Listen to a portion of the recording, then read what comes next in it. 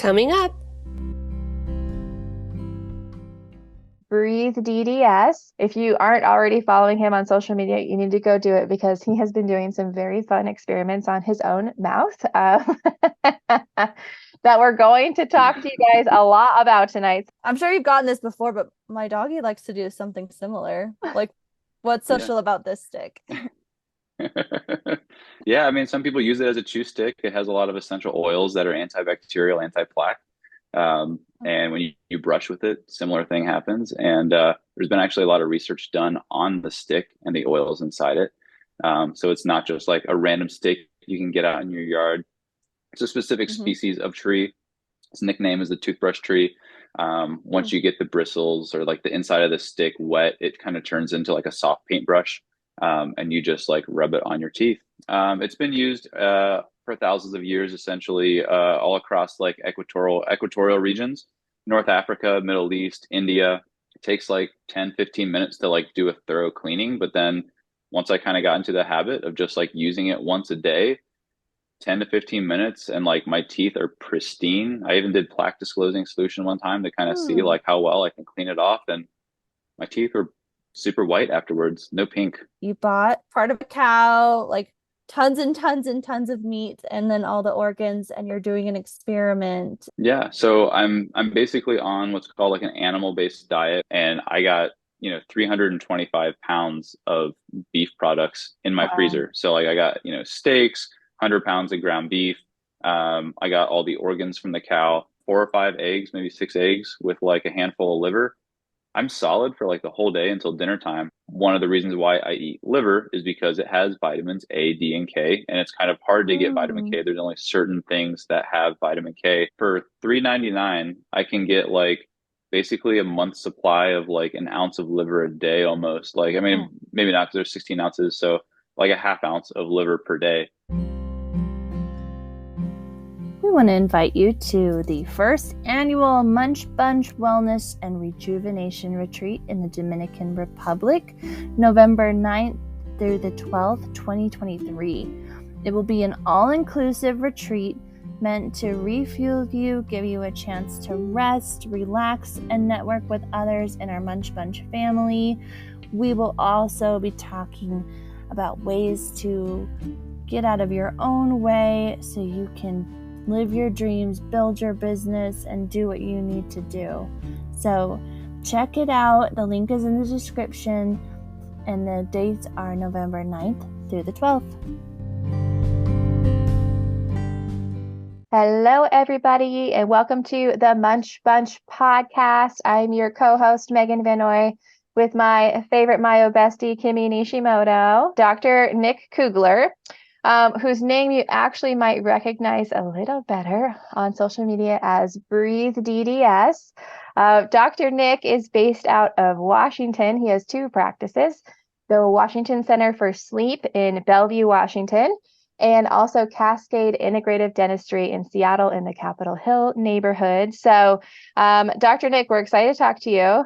For our listeners, if you aren't already following him on social media, you need to go do it because he has been doing some very fun experiments on his own mouth that we're going to talk to you guys a lot about tonight. So, but before we do, Dr. Nick, you get to pick out of this cool pile your card. All right, so I'm going to shuffle and you tell me when to stop.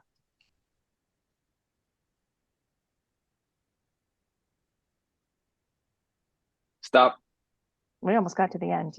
All right. I was like, whoa. All right. Oh, I like this one. Okay, so today's card is solidarity. All right. I respect the power of solidarity and look for opportunities to unleash it. When a loved one has to do something tough, I'll heed their often silent, but sometimes loud and whiny call and participate in the toughness with them. Everything is easier when a partner, a cohort, or a sidekick joins you.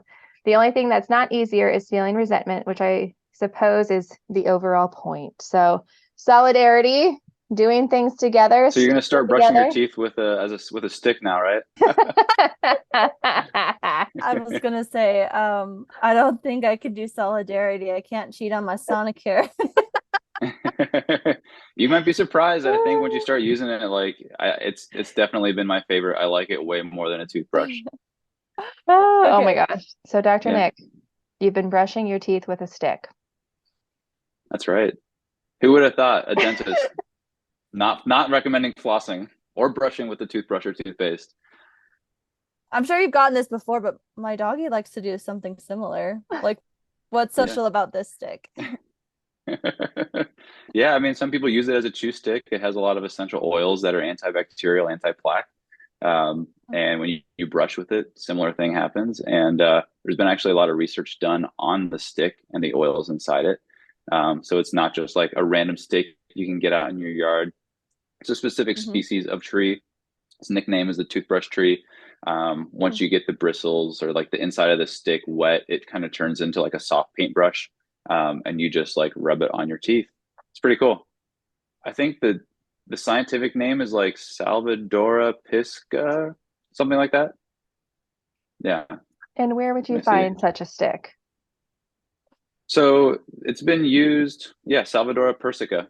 It's been used for thousands of years, essentially, all across like equatorial regions, North Africa, Middle East, India. Um, it's pretty common. I've had a lot of people comment on Instagram from like the Middle East that they actually use it. I have a friend who's Palestinian, and all of his relatives have one at home that they use. So it's a normal thing over there, but over here, no one has ever heard of it. And Mm-hmm. so I found out about it just by happenstance and started researching it. And there's been a lot of research to back up some of the cool claims that I'm making about this. And once I started using it, at first I was like, oh, this is all right. But it takes like 10, 15 minutes to like do a thorough cleaning. But then once I kind of got into the habit of just like using it once a day, 10 to 15 minutes, and like my teeth are pristine. I even did plaque disclosing solution one time to kind of see Hmm. like how well I can clean it off. And my teeth were super white afterwards, no pink. So it does work. And it's like way softer than any soft toothbrush that you can get. It's all natural. So I kind of like that. You know, you're not brushing with Mm-hmm. plastic, which has its own issues of phthalates and just microplastics that can be endocrine disruptors. So, you know, just kind of like using things that are a little bit more, I guess, holistic or natural. Is just kind of interesting to me since our world is kind of filled with all of these microplastics that we are eating all the time. Mm-hmm. Yeah. Oh, do you remember a couple years ago when I think it was Crest Pro Health had The those little balls. stupid balls? Yeah. I'd be cleaning teeth and just like little balls would just be flying out of the sulcus. Mm-hmm. Oh Yes. my goodness. Mm-hmm. Yeah, back in my scalar days, I definitely like ran into several of those too. Yeah, that's crazy. Well, and actually, we have this must be like a PNW thing because like we love that stuff out here, you guys. We love like we're super holistic out here in the Northwest. It's Because true. also Dr. People eat it Stacy up. Dr. Stacy Whitman, who's been on our show before, who's based in Portland, who is, Izzy's dentist. She invented a compostable floss. So, yeah, Oh, I love cool. I love that all of our Northwest docs are like, we're getting holistic, we're going all in, saving the environment. Yeah. If you've ever been to the Northwest, you guys, it's very green for a reason. Okay, so you found this by happenstance, but how does one find this by happenstance? Like what, like how? Well, I've been reading a ton of anthropology research and anthropology books, Mm. and it had mentioned it in one of the books. I can't remember what it was, so I just started looking into it, and then I ended up finding like being able to buy them on Etsy of all places. Okay, that It was was gonna be one just of our like, questions. so you can buy them on Etsy. Just search like Miswak, Miswak, or you can search. Sometimes I think in India they're called a neem, Neem. I think it was like $3 or $2 for like a stick. I'm still on the same stick that I started with January 1st. I still have. That's not with me, but I still probably have. I started it with like maybe like 7 or 8 inches, and I'm still have like 6 inches to go, 5 inches to go. I'll trim it every week or so as it gets more and more frayed. I just kind of use scissors and trim it up a little bit. I like to keep it pretty short to get into all the cracks and crevices. Um, One end is short, one end is long, because like when it's long, it gets real soft and bushy like a paintbrush, and can kind of paint it on my teeth a little bit. So Mhm. it's pretty cheap. Um, Check Etsy. You could probably find them, no problem. Yeah. And does it have a flavor? Um, so this is kind of someone else who I know. Shout out to Spartan Health, who I get mastic gum from. He had bought one as well. I thought mine tasted a little bit bitter. He didn't feel like his was very bitter, so it may have just been like, whatever, the I don't know, not like manufacturing process, but like wherever it was being stored. When I got mine, it kind of smelled like rose water. So they could have sprinkled rose water on it, and that could have made it bitter. But considering it's like a stick and it's got oils and it's a plant, it wouldn't surprise me if it has like a natural bitter taste somewhat. It's been Mhm. less and less as I've used it. But it's definitely like, it's not sweet, but it is has like a kind of just like a piney bitterness, just slightly to it. But other than that, like it doesn't really have too much taste. Mhm.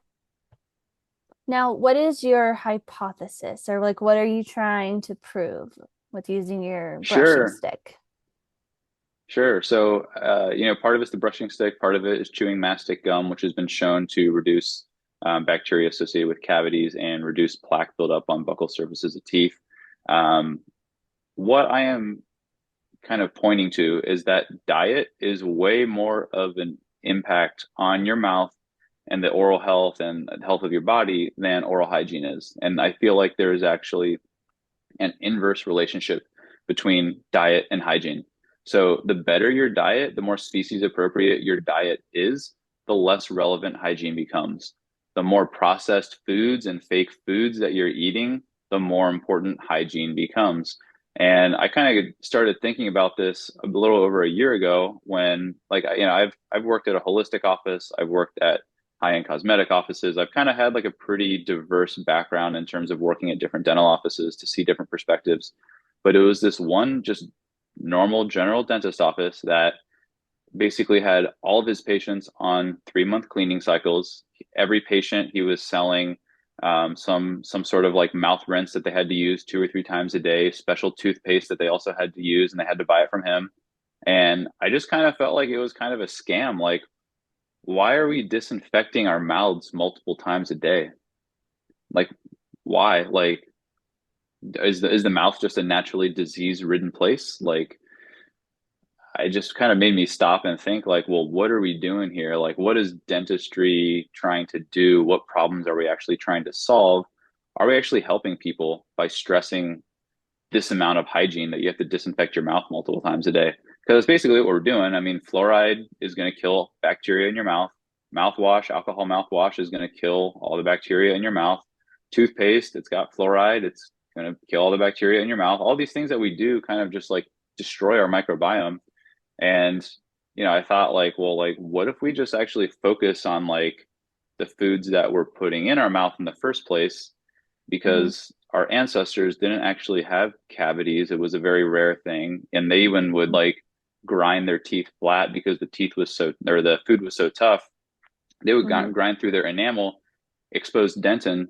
They still would not get cavities. And, about 10,000 years ago, with the advent of agriculture and the cultivation of grains, there's a slight uptick in the fossil record of cavities occurring, but still at an extremely low rate. And it's not until the last couple Mhm. hundred years that cavities actually become like a rampant problem in the overall population. So um, I was just like, well, Weston Price went around the world and saw how all these people didn't have cavities. They had perfectly formed faces. You Mhm. can see similar things in studies that are done with modern day hunter gatherer tribes. Take a look at their diet, like the ones that don't trade or do much trading with Western civilization. They've got pretty good oral hygiene. They have really good health, no chronic illnesses. So, Mhm. what can we learn from them? What tools can we use from them to implement in our modern lives? It's not like we have to go and live like they lived 10,000 years ago or live like hunter gatherers do today. But we can take principles that they use to stay healthy and implement that into our own lives. So I basically was like, well, like I kind of want to stop brushing my teeth altogether, but that seems a little extreme. So maybe I'll start with like brushing with a stick. Um, and start chewing some mastic gum and just really focus on the food that I'm eating. Because I was also on like this 2-year health journey to kind of get my health back. I was like, not feeling well. My hormones are all out of whack. So it was kind of this slow health journey where like on top of optimizing my hormones, I was also slowly fixing my diet, trying to like feel better, eating better food. And like you can't really radically change stuff immediately, but if you make kind of like small changes over a period of time, 2 years later, my diet is really great. I feel amazing every day. Like I don't need coffee. Like the food that you eat should be making you feel good, not bad. And it should be allowing your body to kind of maintain itself. It shouldn't be causing your body to deteriorate. I mean, our teeth are made to withstand like a million years in the dirt when you can go dig up a fossil and it's like, well, these teeth are still here. But then you have other people where their teeth don't last like even a couple of years. They get melted away by Mm-hmm. it's not a lack of brushing and flossing. It's because of the foods Mm-hmm. that we're eating. So I just was like, well, let's see what happens for 90 days. It's a short enough time period where, if something is really wrong, my gums are definitely going to show that first.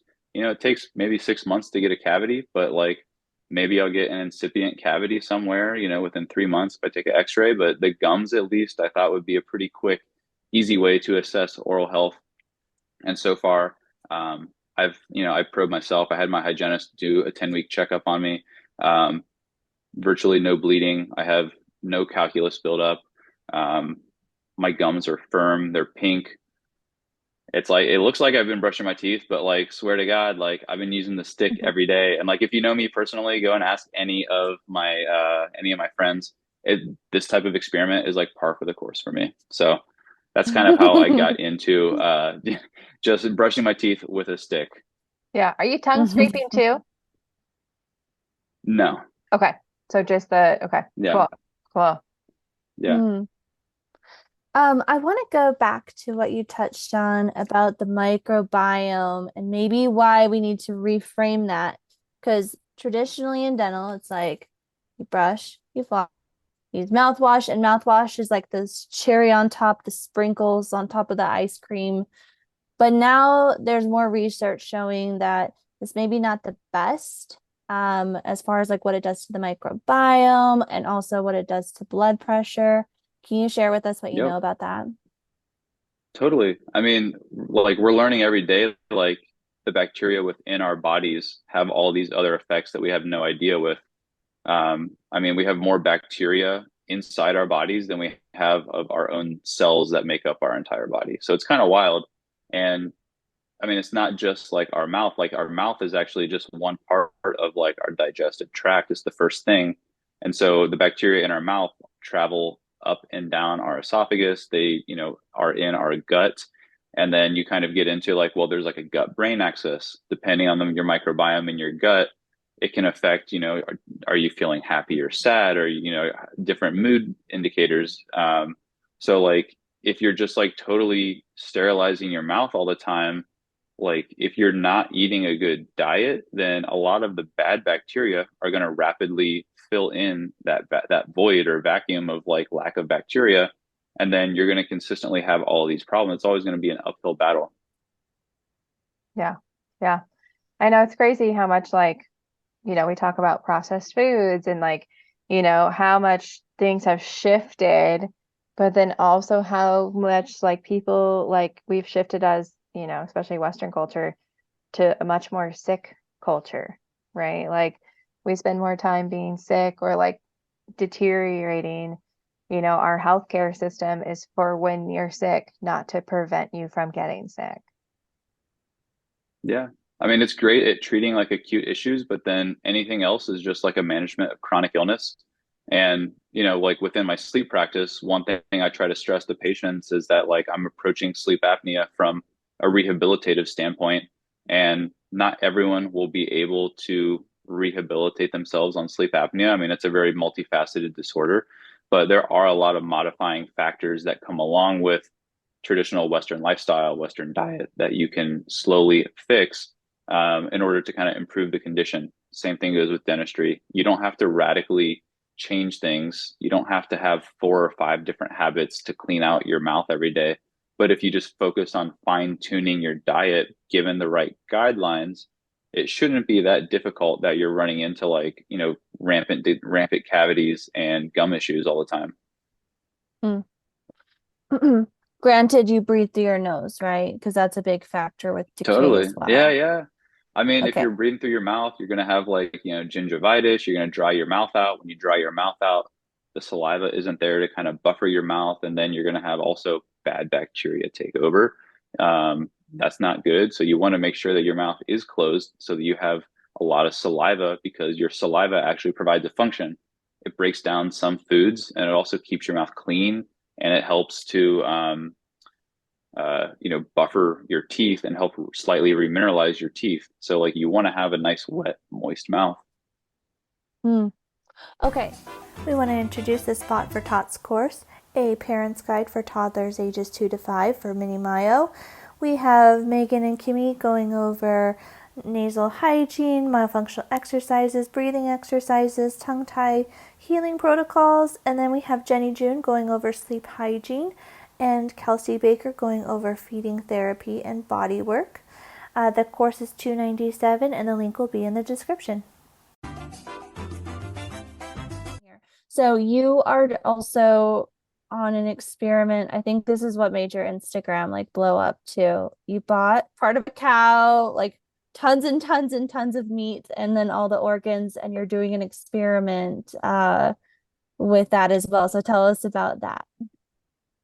Yeah, so I'm basically on what's called like an animal-based diet where everything is kind of based on, at least for me, it's based on this cow that I purchased from a farmer. So I basically just cold called around. I tried to find any sort of farm that had a website that mentioned that they sell cows.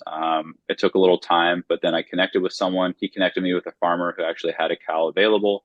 And so right around Christmas and New Year's, they slaughtered the cow. The farmer took half for his family. I took the other half for my family. And I got, 325 pounds of beef products in my Wow. freezer. So like I got, steaks, 100 pounds of ground beef. I got all the organs from the cow. And this is like the highest quality beef you can get. It's grass fed, grass finished.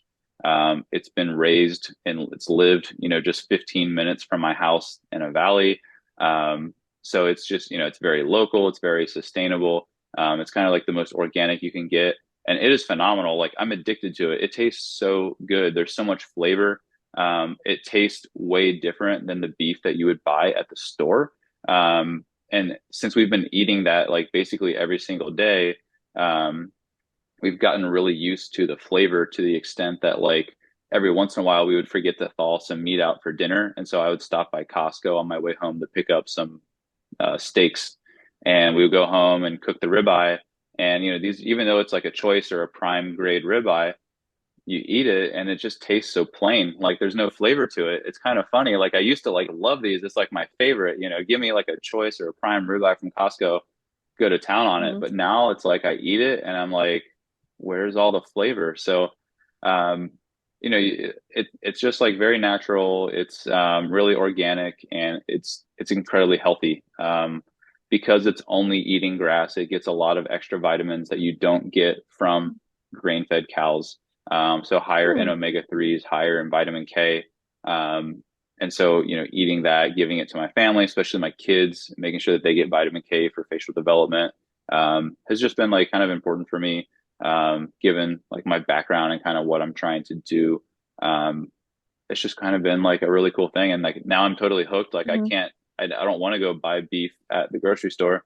I've connected with this farmer and actually like earlier this week, they slaughtered a pig for me. So hopefully this weekend I'm going to go pick up like a whole pig.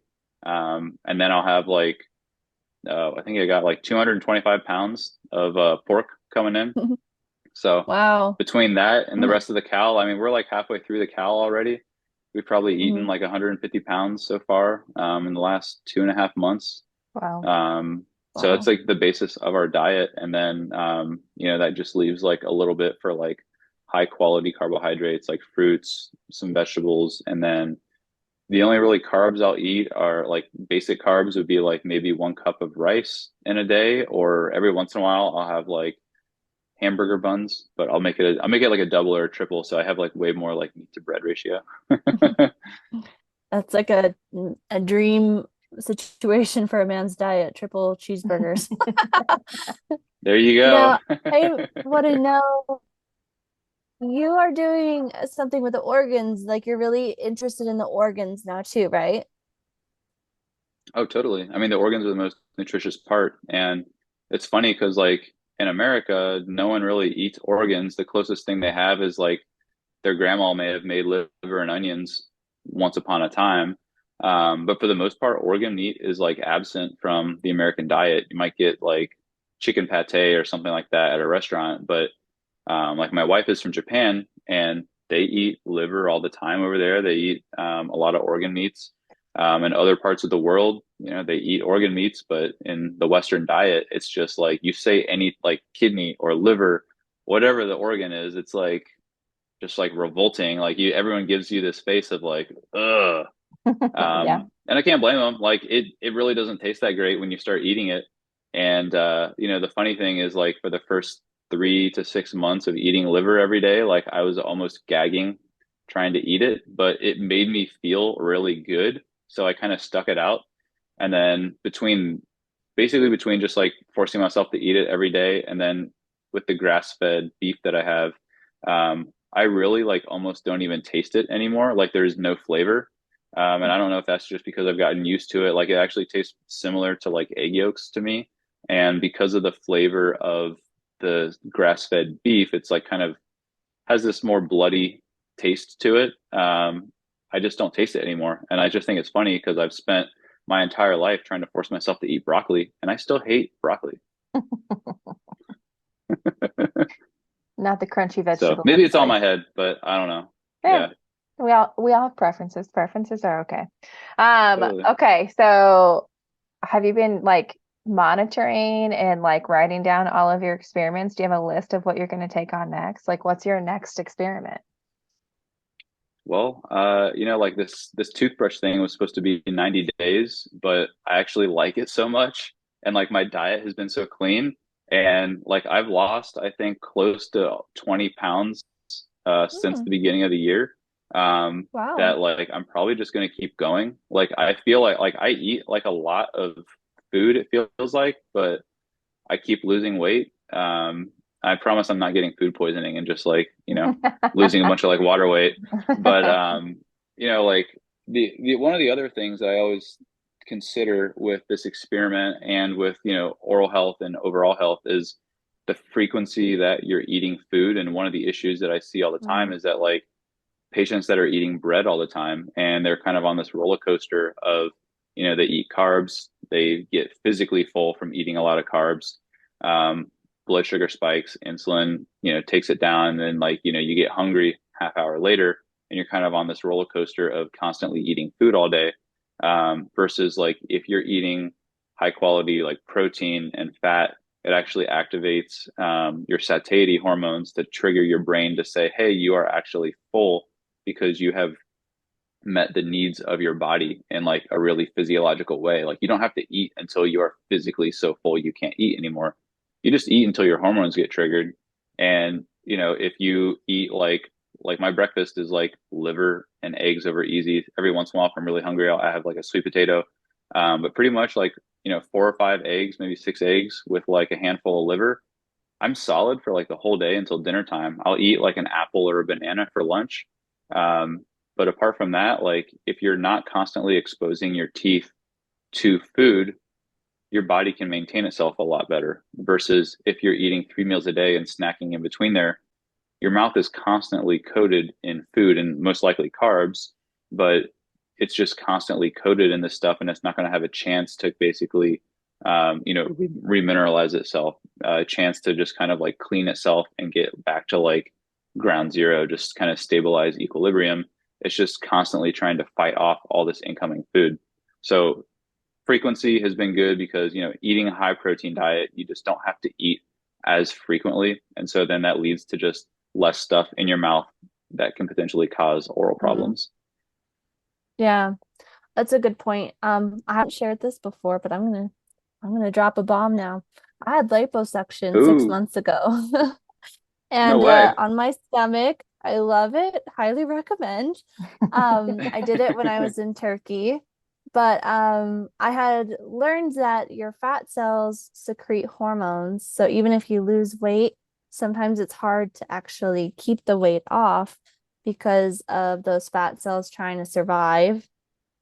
So once I had the Yep. liposuction, and I didn't have those fat cells in my body anymore, I felt less inclined to eat those full 3 meals a day and then was able to taper down and like Hmm. be more effective at intermittent fasting.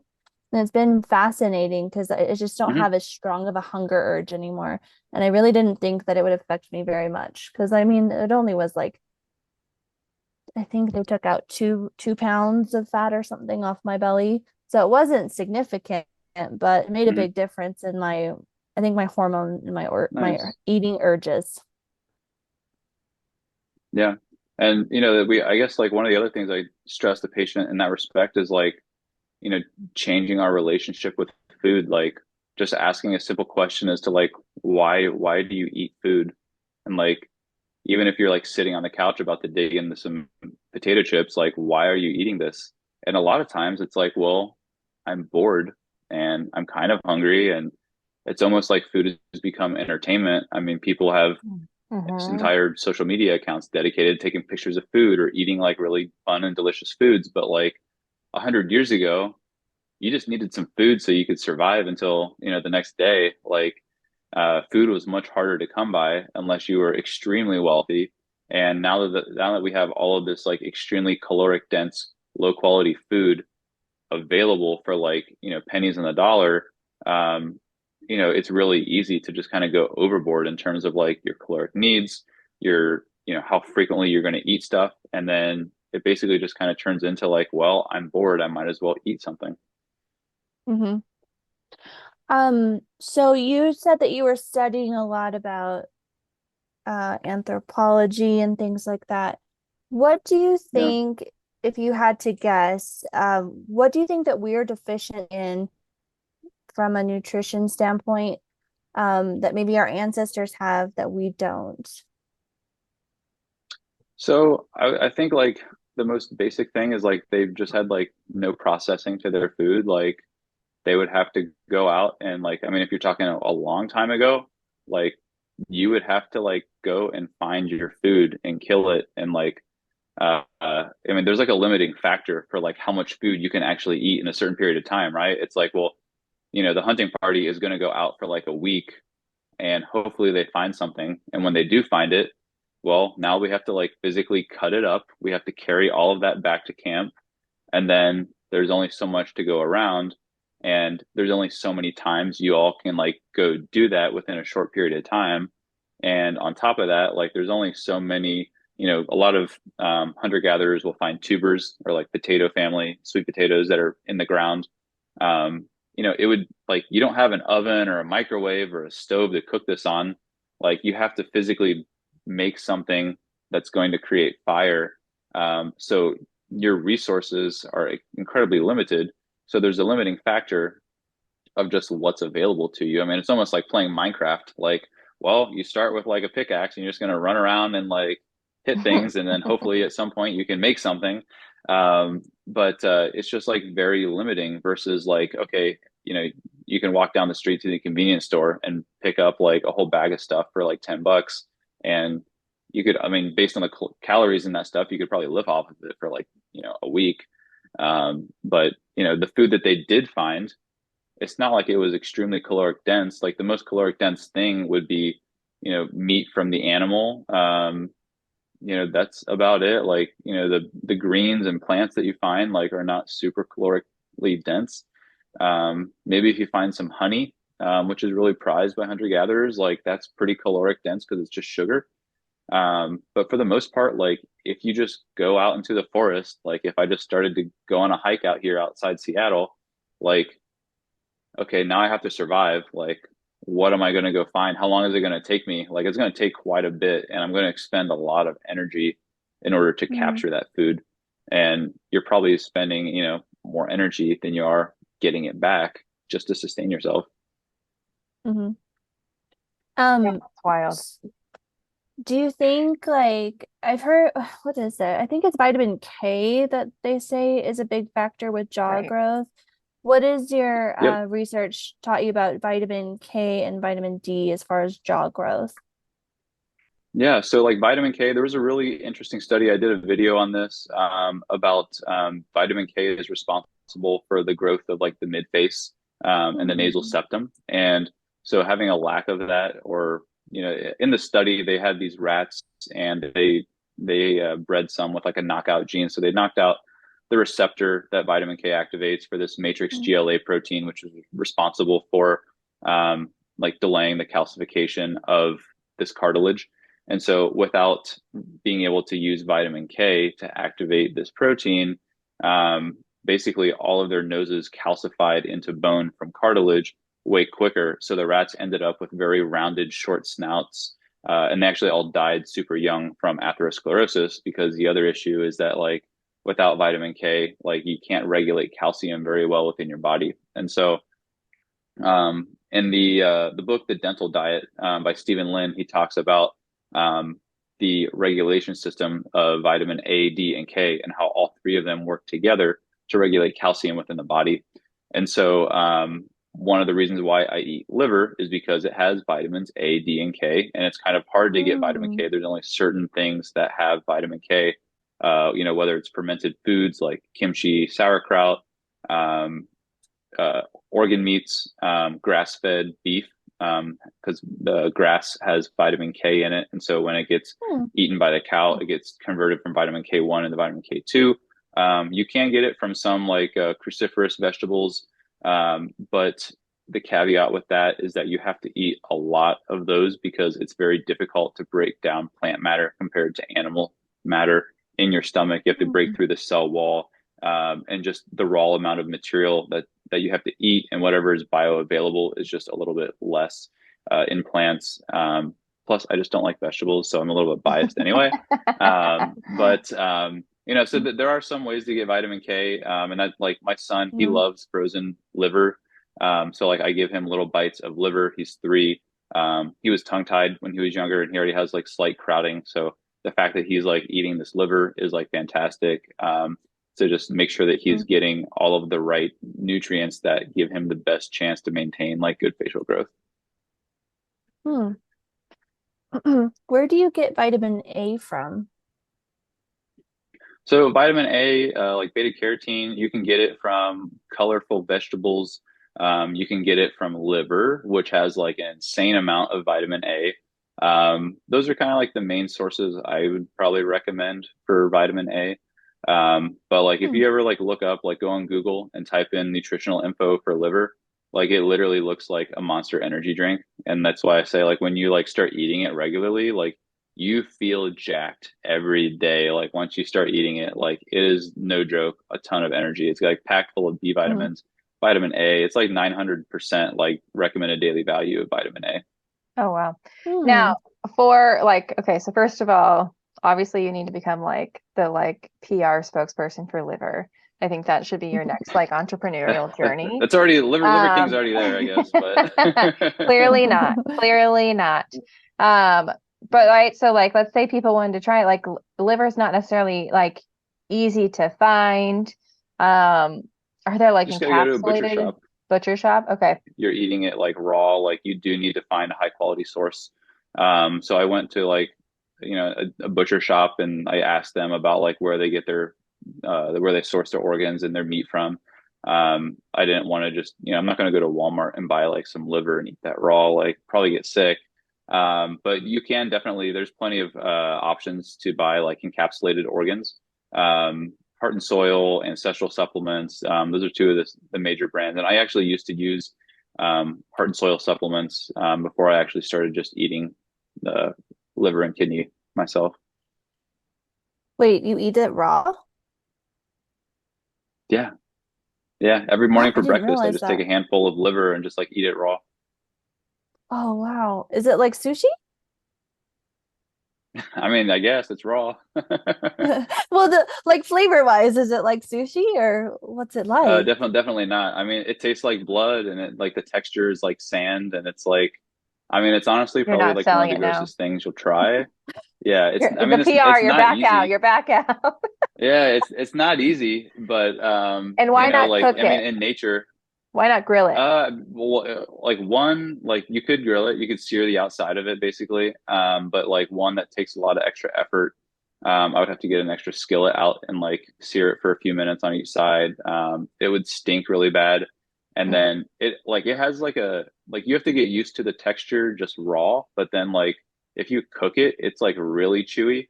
And mm, so I just think mm. like it's just like way easier to just eat it raw. Hmm. Okay. Yeah. So you Yeah. think of it more Yeah. like a medicine almost.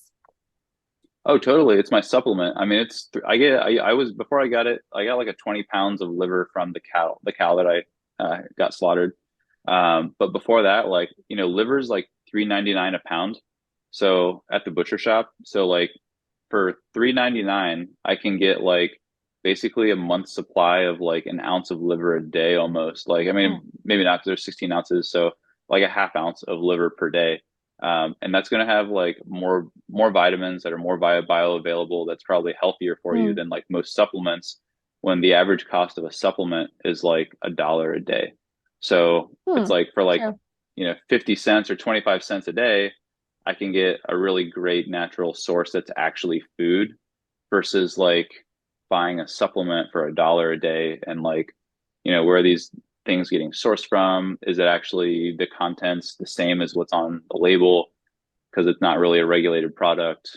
So there's kind of a lot of questions that come into play with like the whole supplement industry. But True. if you're eating Mm-hmm. liver, like you're eating liver, and if it came from a grass-fed cow 15 minutes down the road from me, it's probably pretty good.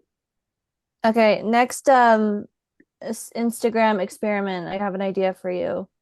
You make little Sure. sushis for your raw liver. I think you'll be a better spokesperson for liver. Okay. Yeah, yeah. I'll have to do something like that. I'll get like a little piece of liver, cut it into like the shape of a sushi, put it Yeah. on some Yeah, rice. Hmm. Just yeah, yeah. yeah. There you go. Yeah. And then Yeah. tag us in it. Yeah. Mhm. Totally. Yeah. I Yeah. think I could try that.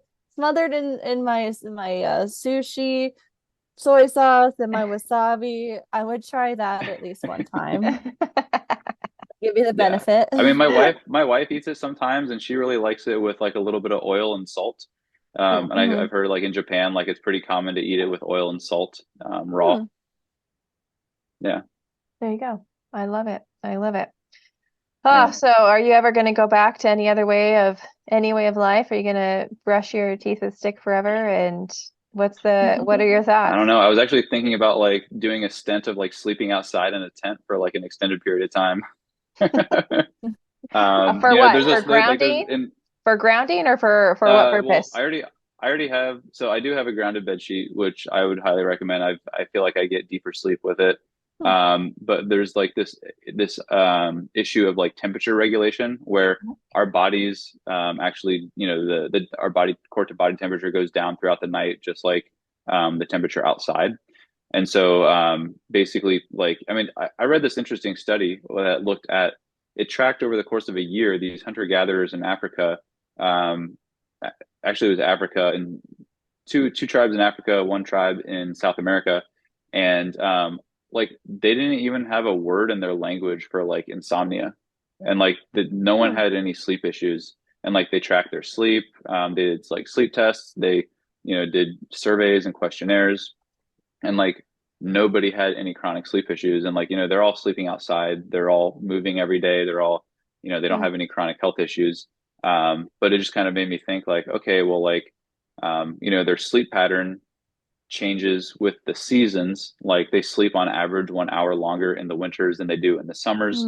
Hmm. And then they are sleeping outside, so they're exposed to that temperature change way more drastically than we're in a temperature controlled environment that's just 70 degrees all the time. And that can cause issues with, your core body temperature regulation and while you sleep. And Hmm. so I had thought of like, maybe I should leave, maybe I should just like sleep with my window open. Or like, and it's kind of this weird thing where, in Pacific Northwest, everyone likes to go camping and stuff. And it's this weird thing where that I've always noticed that when I go camping, um, it I know you never actually like think that you are gonna get good sleep, but then you wake up feeling like so freaking refreshed, and just like I don't know what that is, but I think a big part of it potentially is just like it gets really cold at night, and your body is able to kind of like deal with that coldness, and it kind of helps just regulate your body temperature a little bit more. Hmm. Last time I went camping, I did not sleep that well because we heard rustling outside, and my fiance goes, "There's a moose in the camp. Don't make any sounds or it might charge the tent and we'll die." And then passed out 2 minutes later. So I was like laying there for like an hour, like scared to death, trying not to breathe. And eventually I was like, you know what? If I get trampled, I'll already be asleep, so maybe I won't know. Yeah, I probably Uh, wouldn't be able to sleep either. I'm a bad PNW girl because like camping and Megan, I'm like, why do I have to Yeah, pack so much stuff to sleep outside? there's a lot of Um, stuff. it's a lot of stuff. I'm just saying. Anyways, that's a different rant for a different day, you guys. Okay. So we've talked about a lot of different like ideas, a lot of different like things that you like to do. Do you have kind of like a guide of your favorite things or like a list of things that you like have used that you really like? Like we briefly mentioned grounding sheets. We talked about the different supplements that you previously used. We talked about like where to find the liver, the Etsy. Like, do you have like a Yeah. Dr. Nick's ancestral guide to live in the future? Apparently it's forthcoming. I already named it for you because I'm your Yeah, PR person. I think that would be cool. I think it would be, I think people would like it. So, start listing it cool. out. We'll linking it up. We'll link it in your episode. So if people want to Awesome. find you on social media, I know we've already dropped your handle, but are you mostly on Instagram or are you other places besides Instagram? Instagram, I am considering starting a YouTube channel, which I will probably post about once I do. Hmm. I'm in the middle of just kind of setting my new office up, and so I'm going to have like an office space that's kind of dedicated to making videos and reels and stuff like that. So hoping to do some longer videos. It's really hard because reels, I mean, you're limited to 90 seconds, Hmm. and it kind of gets rid of all the nuance involved, and you kind of have to do the clickbait, like, Yeah. extreme position because you only have 90 seconds to get your point across. So I would like to spend more time kind of diving into the nuance of some of these topics. So YouTube channel, possibly in the future. But for Sure. right now, breathe DDS, breathe underscore DDS on Instagram is where you can find me. Yes, and you can find Kimmy at Mouth Muscle Memory.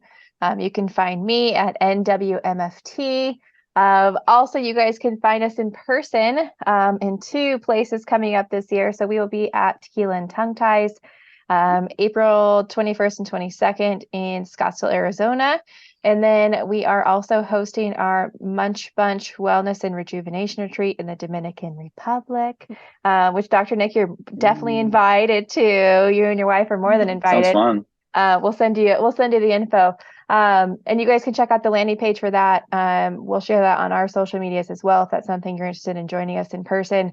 Battling through burnout, getting your businesses to the next level. We're really trying to create that in-person community that we know so many of you guys are craving. So come see us in Scottsdale or come see us in the Dominican Republic or come see us in both. So, all right, Dr. Nick, we are so happy to have you on the show. We're excited Thank you to for having me. It was great chatting. see the experiments continue. So, all right, you guys, we'll see you all soon. Cool. Thank you so much.